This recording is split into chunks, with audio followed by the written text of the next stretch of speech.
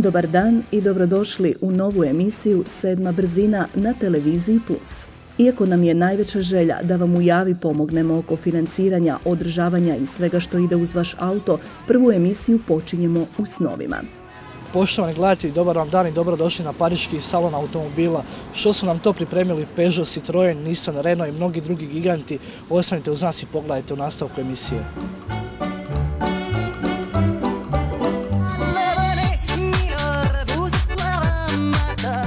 Glavna tema salona nije poznata obijest i neukrotivi konji, nego bliska budućnost, a to je električni pogon. I kod nas u Labinu postavljen je prvi punjač za električna vozila, a očekuje se da će prosječna cijena za električne automobile, danas oko 30.000 eura, koliko na primjer stoji ovaj model Peugeot Iona, brzo padati.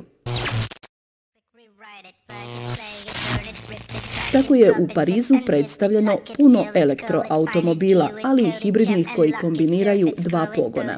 Dok se čeka taj strujni udar, pogledajmo tko su najveće zvijezde salona. Welcome to Paris. Bienvenue à Paris.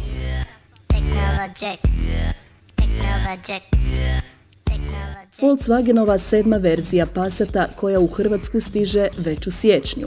Ford Focus ST s čak 250 konja, kojega su dizajnirali sami kupci tražeći nabrijanu verziju. Peugeot 508 s cijenom kao i stara 407, dakle oko 180.000 kuna. Audi A7 za kojega se smatra da može pomrsiti račune Mercedesovom CLS-u. Citroen C4 robustnijeg dizajna koji u prodaju stiže prije Djeda Mraza, BMW X3 u verziji 4x4 s cijenom od oko 48.000 eura.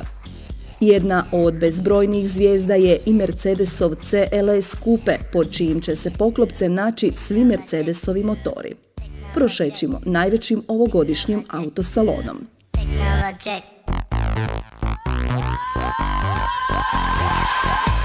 Fiatov sportski brend Abarth je izložio novog Fiata 500. Pokreće ga motor od oko 160 konja koji razvija okretni moment od 230 Nm, što donosi bolje ubrzanje do stotke koje sada iznosi 7,6 sekundi, dok se kazaljka brzinomjera zaustavlja na 209 km/h. Uz sportskog Fiata 500, Abarth je predstavio i novi Abarth Punto Evo. Ojačana inačica Punta Evo s Multi-Air turbomotorom sada razvija 180 konja, do stotke ubrzava za 7,5 sekundi, dok je najveća brzina 216 km/h. Abarth Punto Evo opremljen je i novim električnim pomagalima poput TCC-a koji funkcionira u kombinaciji s kontrolom proklizavanja. Giulietta je već stigla u Hrvatsku i svaki mjesec na našim cestama pojavljuje se oko 20 novih primjeraka, i to nakon 60 dana od narudžbe. U Parizu nova Giulietta dobila je i novog dizelaša. Uz novi motor talijanski je proizvođač predstavio i novi automatski mijenjač s dvije spojke. TCT mijenjač moći će se naručiti uz 1,4 Multi-Air motor koji razvija 170 konja. Cijene su od 160 do 216.000 kuna. Audi je predstavio i najsnažniju izvedbu svog najmanjeg modela A1. Suprotno očekivanjima, taj model ne nosi oznaku S1. Automobil pokreće 1,4 litreni TFSI turbo benzinski motor snage 185 konja. Automobil u serijskoj opremi dolazi s vrhunskim S-Tronic mjenjačem. Osim odličnim izgledom, A1 se može pohvaliti i s ubrzanjem do stotke za samo 6,9 sekundi, dok najveća brzina iznosi 227 km/h. Uz potrošnju od 5,9 na 100 km, ova izvedba sigurno će privući pažnju poklonika brzine i malih gradskih jurilica. Kao što i priliči najsnažnijem modelu, Audi A1 nudit će se s bogatijom opremom poput 17-inčnih naplataka, a luksuznih detalja bit će i u kokpitu. Ova izvedba jedinice će na europsko tržište do kraja godine. Cijene kod nas od 20 do 23.500 eura. Proizvođač iz Ingolstadta predstavio je i novi A7. Veliki Audijev kupe dolazi s bogatom paletom motora koja se sastoji od dva turbobenzinska TFSI motora snage 204 i 300 konja, te dva dizelska V6 motora 3.0 u izvedbama od 204 i 245 konja. Uz standardni start-stop sustav tu je i izravno ubrizgavanje goriva. A7 će se moći naručiti u quattro izvedbi. Novi A7 na tržište dolazi ove jeseni s početnom cijenom od 52.000 eura na njemačkom tržištu. Ova je tvornica na pariškom salonu predstavila i nasljednika legendarnog modela Quattro. Nakon 30 godina od predstavljanja pogona na sve kotače, vodstvo proizvođača odlučilo je proslaviti jubilej novim konceptom. Ovaj novi Quattro nastao je na skraćenoj platformi modela RS5. Automobil je pogonjen 2,5-litranim turbobenzincem snage 408 konja, koji stotku hvata za manje od 4 sekunde. Najnovija izvedba je sa središnjim diferencijalom. Korištenjem aluminija i karbona masa automobila smanjena je na 1300 kg. Ovaj Quattro nema ni stražnji red sjedala. Konceptni model ima goleme 20-inčne naplatke, dok su poklopci motora i prtljažnika izrađeni od ugljičnih vlakana.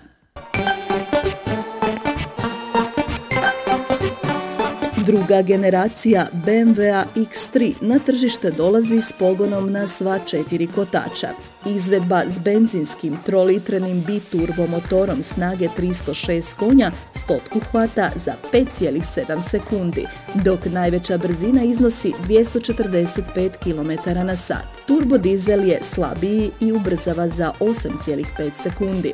Prosječna potrošnja iznosi 5,7.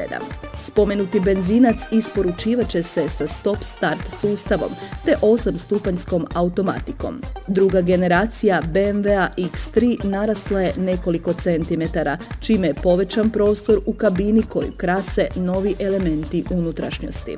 Najviše pogleda na BMW-ovom izložbenom prostoru privukao je koncept serije 6. Iako je javnost već mogla vidjeti slike automobila u procesu razvoja, očekuje se da će serijski model biti vrlo sličan konceptu. Nova šestica slijedi dizajnerske smjernice Grand Coupea, a očekuje se da se serijski model neće puno razlikovati. BMW je na novom konceptu predstavio potpuna LED svjetla te novu izvedbu iDrive sustava. Unutrašnjost nudi asimetričnu konzolu okrenutu prema vozaču te novi upravljač. Nova generacija serije 6 moći će se naručiti i kao hibrid, dok će paletu motora dijeliti sa serijom 5. Prvi primjeri nove šestice na cestama se očekuju početkom iduće godine, dok ćemo za izvedbu BMW-ovog M odjela pričekati do 2012. Jedna od najvećih zvijezda ovogodišnjeg Paris Motor Showa definitivno je novi Passat, koji će pojačati i onako sjajnu prodaju ovog modela, koja je od 1973. premašila 15 milijuna prodanih primjeraka. 7. generacija Passata ponovno je donijela novi dizajnerski trend VW-ovih modela koji potpisuju Klaus Bischoff i Walter da Silva. Novi Passat nešto je duži od prethodnika, dok su visina i širina ostale iste. Međutim, svaka ploha novog Passata redizajnirana je od nule. U unutrašnjosti ima nekoliko noviteta poput luksuznih sjedala s funkcijom grijanja i hlađenja, a sjedala vozača i suvozača nude čak i masažu. Kontrolna ploča je lagano izmijenjena novim pokazivačima. U ponudi je i nekoliko različitih mogućnosti osvjetljenja kao u luksuznom Fitonu. Paleta benzinskih motora počinje već poznatim 1,4 litranim TSI motorom. 7. generaciju Passata moguće je naručiti s novim diferencijalom nazvanim XDS. Spomenuti sustav poboljšava trakciju i uskoro se očekuje na svim modelima proizvođača iz Wolfsburga.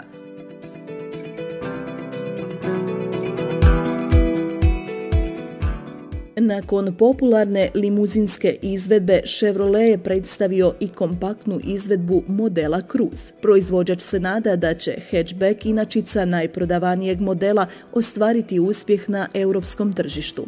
Uz sportski izgled, petovratni auto nudi impresivnih 400 litara prtljažnog prostora. Konceptni model krase i dnevna LED svjetla koja će vjerojatno nestati na serijskom modelu. Papreni koncept Chevrolet Aveo RS predstavljen je na ovogodišnjem salonu u Detroitu, dok je u Parizu održano prvo predstavljanje kompaktne peterovratne izvedbe koja cilja na mlađe kupce. U unutrašnjosti se može vidjeti kombinacija digitalnih i analognih instrumenata. Poboljšana je i ponuda motora. Uz standardne benzince postavljena su i 2 nova dizelaša sa start-stop tehnologijom. Tko voli Sparka, naći će se i ovdje.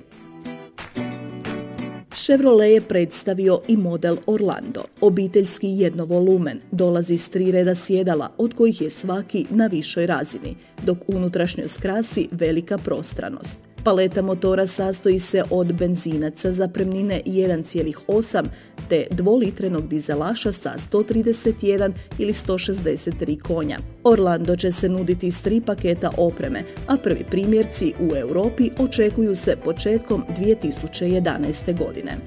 Kome je Zafira preskupa, Orlando je prava prilika. Tu je i Chevroletov crossover Captiva, koji je dobio redizajniranu inačicu za sljedeću godinu. Izmijenjeni prednji kraj prati najnovije Chevroletove dizajnerske smjernice. Poboljšani su i materijali unutrašnjosti, a noviteta ima i u paleti motora.